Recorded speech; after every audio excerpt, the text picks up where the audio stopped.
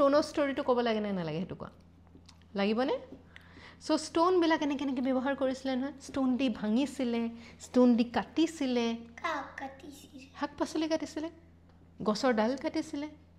ঠিক আছে যেতিয়া সেই ষ্ট'নৰ কথা তুমি শিকা বুজা তেতিয়া তাক আমি কি বুলি কওঁ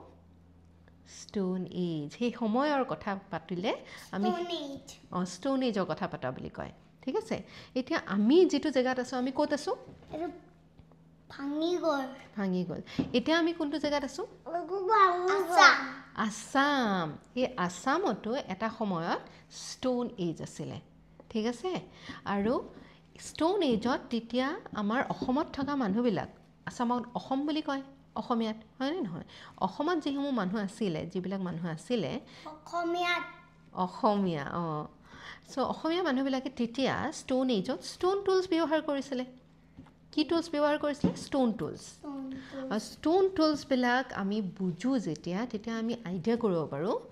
তেতিয়াৰ দিনত মানুহবিলাকে কি কৰিছিলে কেনেকৈ খেতি কৰিছিলে কেনেকৈ খাইছিলে কি বস্তু খাইছিলে কাৰ লগত ফ্ৰেণ্ডশ্বিপ কৰিছিলে ঠিক আছে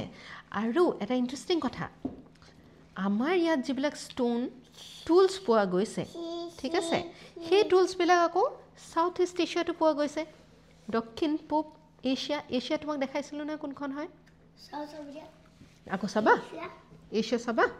তোমাক মই এছিয়া দেখাই দিছোঁ দেই এছিয়া ইয়াত চোৱা এছিয়া ইয়াত চোৱা তুমি এইখন ৱৰ্ল্ড মেপ হয়নে এইখন ৱৰ্ল্ড মেপ হয় ইণ্ডিয়া ইয়াত আছে ঠিক আছে সো